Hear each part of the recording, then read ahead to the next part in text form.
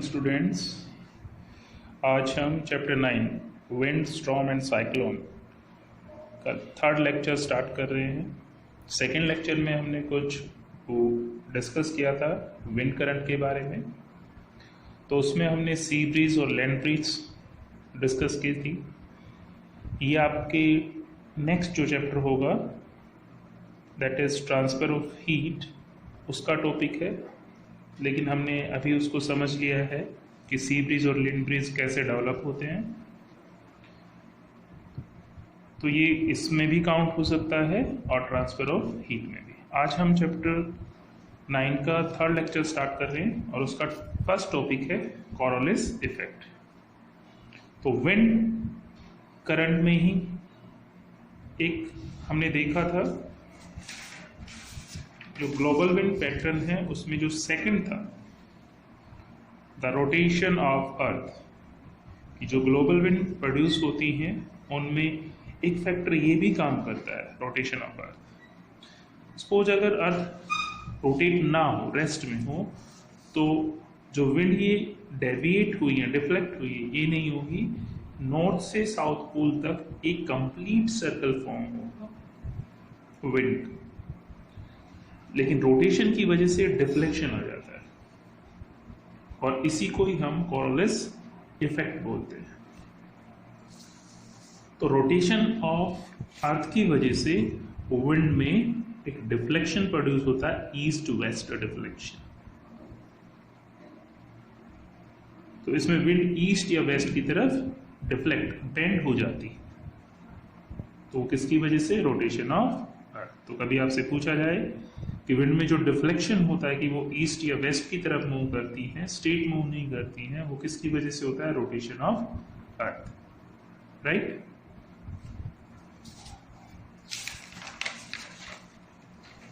तो Coriolis effect क्या है?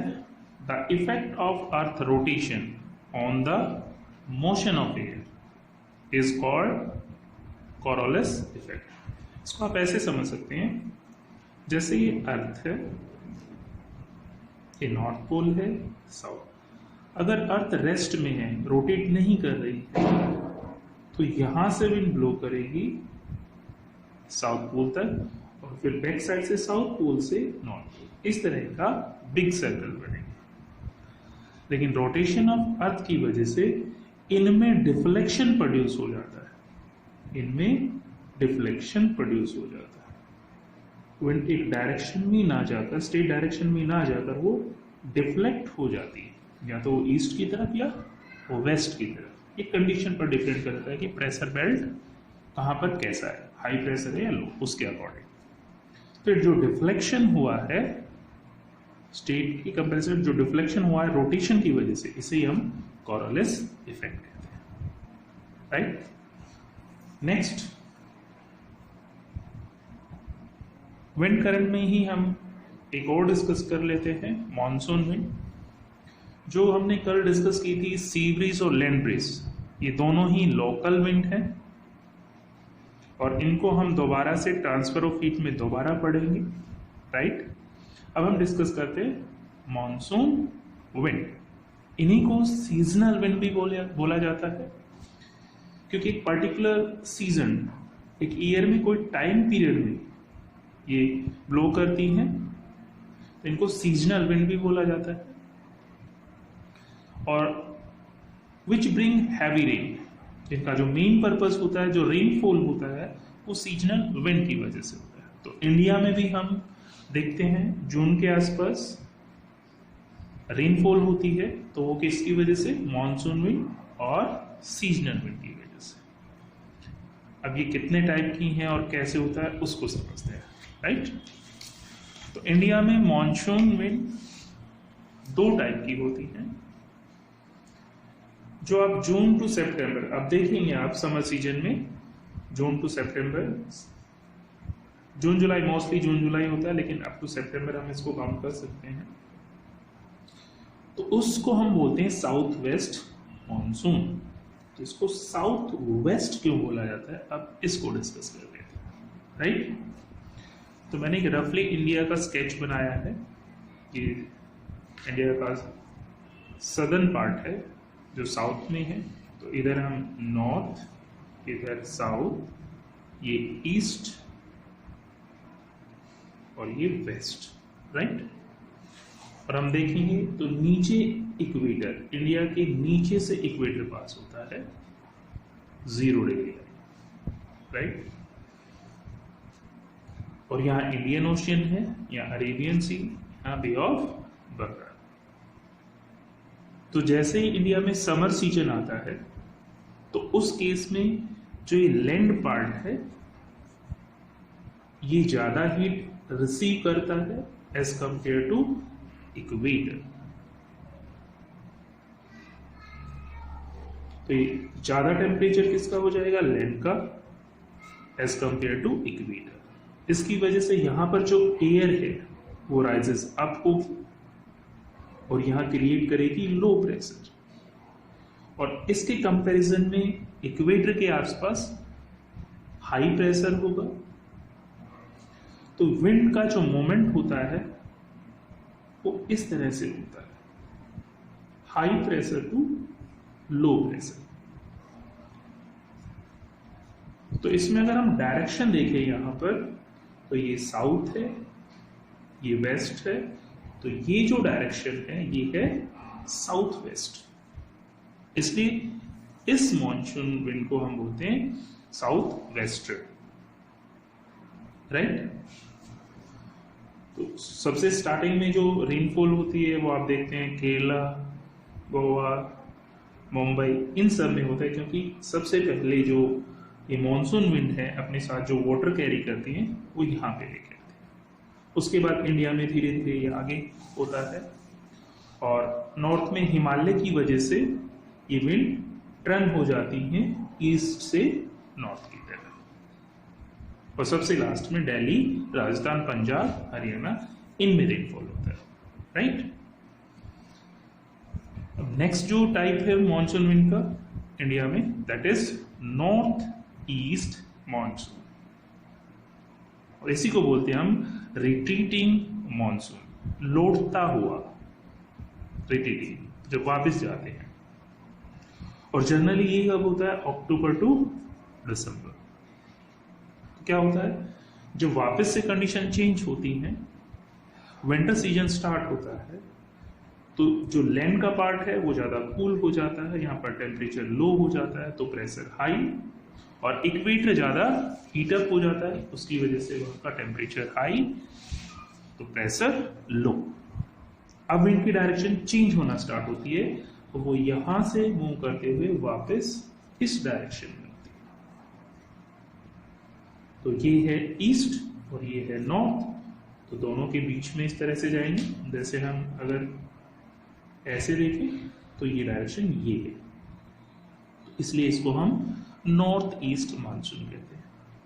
तो इसमें फिर ये वाटर कैरी करती हैं बे ऑफ बंगाल से, जो ये विंड मूव करती हैं, और इस इंडिया के इस एरिया में, तो साउथ में जो रीजन है लाइक तमिलनाडु, उड़ीसा, इनमें रेनफॉल होता है, और वो जनरली नवंबर दिसंबर में होता है।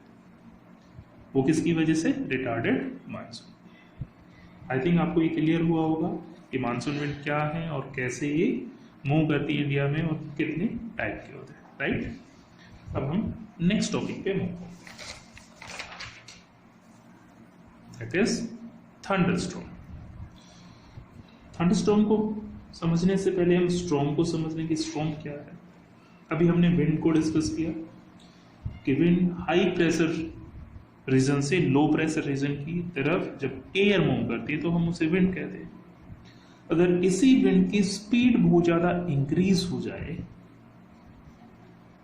और उसके साथ डस्ट इन्वॉल्व हो विंड के साथ, तो उसी को हम बोलते हैं स्टॉर्म। तो स्टॉर्म हाई स्पीड के भी होते हैं, लो स्पीड के भी होते हैं। तो हाई स्पीड विंड को ही हम क्या बोलते हैं जनरली, स्टॉर्म, राइट। अब थंडरस्टॉर्म को डिस्कस करते हैं। जब यही स्टॉर्म, इस स्टॉर्म के साथ लाइटनिंग और थंडर हो, थंडर मीन जो आपको रेनी सीजन में कभी कभी साउंड सुनाई देती है, उसको बोलते हैं। A storm accompanied with lightning and thunder is called a thunderstorm. तो यहाँ थंडरस्टॉर्म से यहां से रिलेट किया गया। तो जब किसी स्टॉर्म के साथ लाइटनिंग और थंडर प्रोड्यूस हो तो उसे ही हम थंडरस्टॉर्म कहते हैं। तो अब ये कैसे फॉर्म होता है वो देखते हैं। फॉर्मेशन ऑफ थंडरस्टॉर्म, इसकी क्या जरूरत है बनने के लिए? स्टॉर्म तो जनरली बनते ही, लेकिन थंडरस्टॉर्म कब पॉसिबल होगा? तो सबसे जो रिक्वायर्ड कंडीशन है वो मॉइस्चर, क्योंकि थंडरस्टॉर्म में लाइटनिंग होती है और रेनफॉल भी होता है, हैवी रेनफॉल होता है। और रेनफॉल के लिए क्लाउड फॉर्मेशन रिक्वायर्ड है, और क्लाउड फॉर्मेशन कब होगा? तो मॉइस्चर प्रेजेंट होगा। तो इसकी जो मेन रिक्वायरमेंट है वो मॉइस्चर, ताकि cloud form. Front means medium. तो यहाँ सी बीच और माउंटेन ये क्या करते हैं? ये हेल्प करते हैं जो वार्म एयर है उसको लिफ्ट करने में, ताकि जो वार्म एयर है वो ऊपर की तरफ राइज अप हो। Help in lifting the warm air upward. और नेक्स्ट इसकी जो इंपॉर्टेंट कंडीशन है, रैपिडली राइजिंग वार्म एयर। जो राइज करे वार्म एयर वो रैपिडली करे, तेजी से राइज करे, उस केस में थंडर स्टॉर्म फॉर्म होगा। अगर ये स्लो करेगी तो थंडर स्टॉर्म फॉर्म नहीं होगा। तो ये तीन कंडीशन है कि मॉइस्चर प्रेजेंट हो, एक फ्रंट हो जो हेल्प करे जो वार्म है उसको राइज अप होने में, और ये जल्दी से हो। तो इन तीनों को जब ये मिक्स हो जाते हैं, एक साथ मिल जाते हैं, उस केस में थंडरस्टॉर्म फॉर्म होता है। ये कंडीशन तीनों रिक्वायर्ड है, राइट। अब जो थंडरस्टॉर्म में लाइटनिंग और साउंड प्रोड्यूस हो रही है, थंडर प्रोड्यूस हो रहा है, उसको देखते हैं वो कैसे होता है।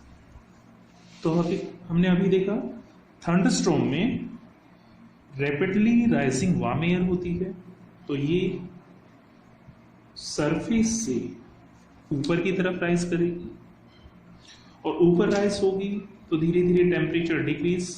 जब भी आप अर्थ सरफेस से ऊपर जाते हैं तो टेम्परेचर डिक्रीज होता है। टेम्परेचर डिक्रीज होगा तो ये वार्म एयर कूल अप होगी जल्दी से, और ये कन्वर्ट होकर फ्रीज हो जाएगी, प्रेसिपिटेशन होगा जिससे क्लाउड फॉर्म होगा, और फिर ये जो वाटर ड्रॉपलेट फॉर्म हुई है वो नीचे की तरफ मूव करेंगी, हैवी हो जाएंगी, नीचे की तरफ मूव करेंगी। तो एक कंडीशन है कि rapidly rising warm air upward side में मूव कर रही है, और दूसरा है फॉलिंग ड्रॉपलेट ऑफ वाटर, जो वाटर ड्रॉपलेट फॉर्म हुई है वो नीचे। जब ये दोनों एक दूसरे से इंटरेक्ट करते तो इनसे लाइटनिंग प्रोड्यूस होती है। तो जब एक दूसरे से इंटरेक्ट करते हैं इसमें अपोजिट चार्ज प्रोड्यूस हो जाते हैं, पॉजिटिव और नेगेटिव। जब एक दूसरे को मीट करते हैं तो लाइटनिंग प्रोड्यूस होती है। जैसे आपने कभी देखा होगा इलेक्ट्रिक वायर को जब दो को लाइव और न्यूट्रल को टच करते हैं तो एक स्पार्क प्रोड्यूस होता है, उसी तरीके से इसमें। और उसमें जो साउंड प्रोड्यूस होती है उसमें उसके साथ ही साउंड प्रोड्यूस होती है, लेकिन जो लाइटनिंग है वो आपको पहले दिखाई देती है और साउंड कुछ टाइम के बाद सुनाई देता है।